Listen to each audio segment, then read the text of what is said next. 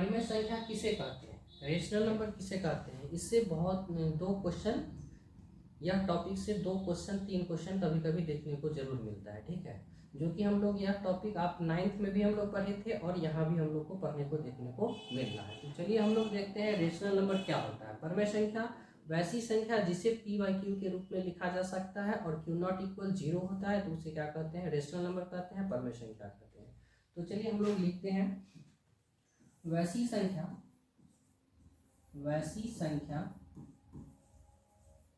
जिसे p by Q के रूप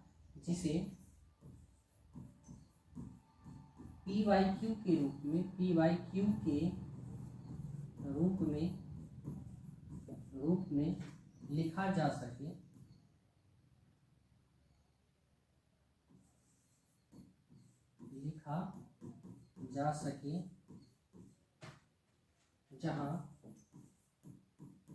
जहाँ p और q क्या होगा, तो p और q होगा पूर्णांक होगा तथा q नॉट इक्वल 0, q 0 नहीं होना चाहिए, हो तो उसे परिमेय संख्या कहते हैं,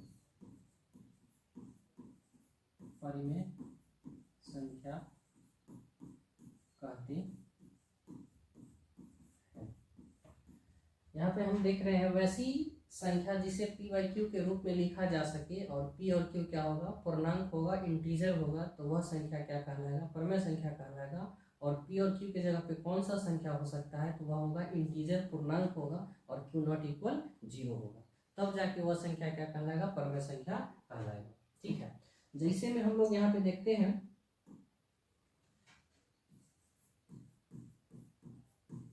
जैसे 2/3, ठीक है, 1/5, ठीक है, 0, 4/3, 2, 1, ये सब बहुत सारे एग्जाम्पल हो सकता है। तो यह संख्या क्या कहलाएगा, परिमेय संख्या कहलाएगा। ठीक है, अब इसमें थोड़ा कंडीशन और हम लोग देख लेते हैं, जो इसको स्पेशल के रूप में हम किस तरह से देखेंगे। ठीक है, सिंपल क्वेश्चन रहेगा, सिंपल डिजिट रहेगा तो हम देख के बता देंगे वह क्या है, परिमेय संख्या है।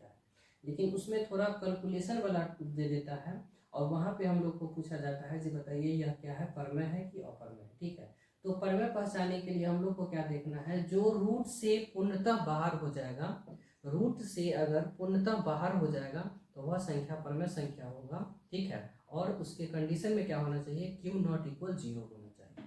ठीक है, जैसे हम देखिए अगर यहाँ पे हम लिख लेते हैं 4/3, ठीक है, अब पूछता है बताइए यह परिमेय संख्या है कि नहीं है, तो इसको चेक करने के लिए हम लोग क्या करते हैं, देखते हैं p बाई क्यू के रूप में तो है, और p बाई क्यू के रूप में होने के लिए क्या होना चाहिए, p के जगह पर जो भी संख्या होना चाहिए वह क्या होना चाहिए, इंटीजर होना चाहिए, पूर्णांक होना चाहिए। q के जगह पे कोई भी संख्या होना चाहिए, क्या होना चाहिए, इंटीजर होना चाहिए, पूर्णांक होना चाहिए। अब इंटीजर क्या होता है, तो इंटीजर हम पढ़े हैं, पूर्णांक क्या होता है, संख्या रेखा पर देखते हैं जो 0 के राइट साइड में बढ़ते हैं तो क्या होता है, ये सब इंटीजर ही है, यानी पॉजिटिव इंटीजर होता है 0 के राइट साइड। ठीक है, और इधर क्या होता है, 0 के लेफ्ट साइड में निगेटिव इंटीजर होता है। तो हम लोग देखते हैं अगर इसमें देखते हैं p के जगह पर क्या है, p और q होना चाहिए, इंटीजर, पूर्णांक होना चाहिए, तो देखते हैं p क्या है, 4 है, तो देखिए 4 तो यहाँ पे ऑलरेडी है, यह भी पूर्णांक कहलाएगा।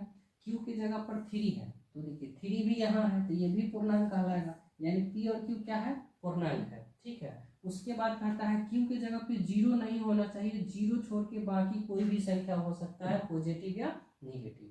ठीक है, तो यहाँ पे पॉजिटिव है और p भी यहाँ पॉजिटिव है, दोनों पॉजिटिव है लेकिन दोनों क्या है, पूर्णांक है, तो पूर्णांक है तो क्या होगा, परिमेय संख्या होगा।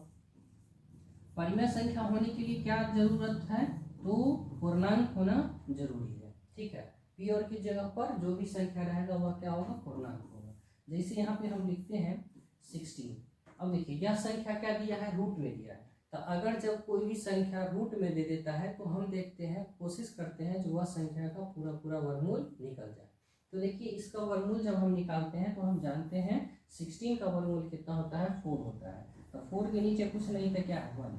अब देखते हैं p और q पूर्णांक है कि नहीं, तो देखते हैं p की जगह पर 4 है जो कि पूर्णांक है, q की जगह पर 1 है जो कि पूर्णांक है, तो यह क्या रिप्रेजेंट होगा, परिमेय संख्या होगा। परिमेय संख्या क्या यह होगा। परिमेय संख्या इसीलिए होगा क्योंकि डिफिनीशन कह रहा है जो p और q क्या होना चाहिए, वैसी संख्या जिसे p बाई q के रूप में लिखा जाए। तब p बाई q के रूप में तो है, लेकिन कहता है p और q क्या होना चाहिए, इंटीजर होना चाहिए, पूर्णांक होना चाहिए। पूर्णांक मतलब p की जगह पे 4 है तो देखिए यह इंटीजर में आता है, q की जगह पे 1 है ये भी इंटीजर में आता है, यानी p q पूर्णांक भी है, q नॉट इक्वल 0 भी नहीं है। ठीक है, q 0 नहीं है, तब जाके यह क्या कहलाएगा, परिमेय संख्या कहलाएगा। तीसरा एग्जाम्पल लेते हैं, तो देखिए अगर यहाँ पे हम लिख लेते हैं √8, क्या लिखते हैं, √8। अब पूछ रहा है जो बताइए यह परिमेय है कि नहीं, तो इसको क्या करते हैं, हम रूट निकालने का कोशिश करेंगे। रूट के अंदर जो भी संख्या रहता है पहला उसका क्या करेंगे, वर्गमूल निकालेंगे। ठीक है, फैक्टर तोड़ के। तो देखिए 8 को लिख सकते हैं, क्या लिख सकते हैं, 4 इंटू 2 लिख सकते हैं। 8 को क्या कर लिख सकते हैं, 4 इंटू 2। अगर ऐसे नहीं कर सकते हैं तो फैक्टर तोड़ लीजिए, 2 4 जा 8 और 2 2 जा 4।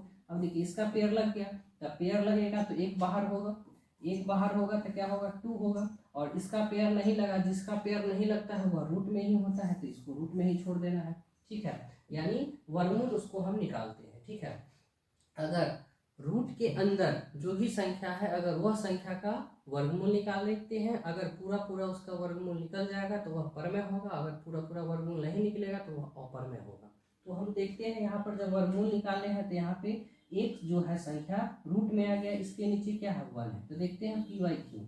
अब देखिए p के जगह पर जितना संख्या है क्या 2√2 इंटीजर रिप्रेजेंट होगा, तो देखते हैं 2√2 यहाँ संख्या रेखा पर है, संख्या रेखा पर 2√2 है, ओनली फॉर 2 तो है लेकिन रूट वाला वैल्यू नहीं है, संख्या रेखा पर रूट वाला वैल्यू नहीं है। इसका मतलब हुआ जो वह क्या है, पूर्णांक नहीं है, इंटीजर नहीं है। अगर इंटीजर नहीं है तो परिमेय नहीं है, इंटीजर नहीं है तो परिमेय नहीं है। ठीक है, परिमेय होने के लिए क्या होना जरूरी है, तो p और q के जगह पे इंटीजर होना जरूरी है। ठीक है, चलिए एक और क्वेश्चन हम लोग देखते हैं एग्जाम्पल।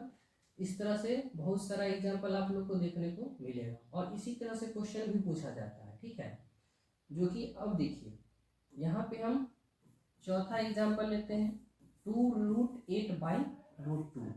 अब देखिए यह क्वेश्चन पूछ दिया जाए बताइए यह परिमेय है कि नहीं है। तो इस तरह के परिमेय को पहचानने के लिए क्या करेंगे, जो रूट में वैल्यू दिया रहता है पहले उसको रूट को गुणनखंड तोड़ के रूट से बाहर निकालने का कोशिश करते हैं। अगर रूट से पूरा पूरा बाहर निकल जाता है तो वह संख्या क्या कहलाएगा, परिमेय संख्या कहलाएगा। अगर रूट से पूरा पूरा बाहर नहीं निकलेगा तो वह संख्या क्या कहलाएगा, अपरिमेय कहलाएगा।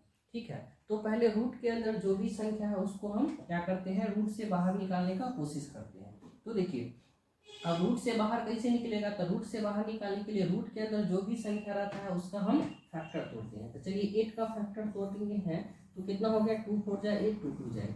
फैक्टर तोड़ने के बाद क्या करते हैं, उसमें देखते हैं किसका पेयर लग रहा है, जिसका पेयर लगेगा वो रूट से बाहर हो गया, जिसका पेयर नहीं लगेगा वह रूट में ही रहेगा। तो हम यहाँ पे देख रहे हैं इसका पेयर लग गया है तो इसमें से 1 2 आ जाएगा। तो चलिए यहाँ पे 1 2 तो ऑलरेडी पहले से है।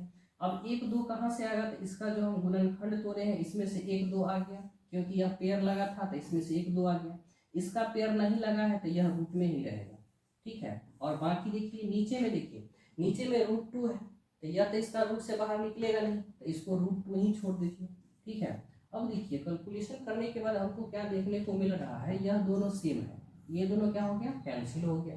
अब दोनों को हम मल्टीप्लाई करना पड़ेगा, तो 2 2 जा कितना हो गया 4, इसके नीचे क्या है 1। अब देखिए p और q से कंपेरिजन करके हम देखते हैं तो दोनों क्या होगा, इंटीजर होना चाहिए। अब देखिए दोनों इंटीजर है कि नहीं है, ऑलरेडी दोनों इंटीजर है, 4 1 इंटीजर है। इसका मतलब यह पूरा संख्या क्या रिप्रेजेंट होगा, यह पूरा संख्या होगा परिमेय संख्या। क्या होगा, परिमेय संख्या।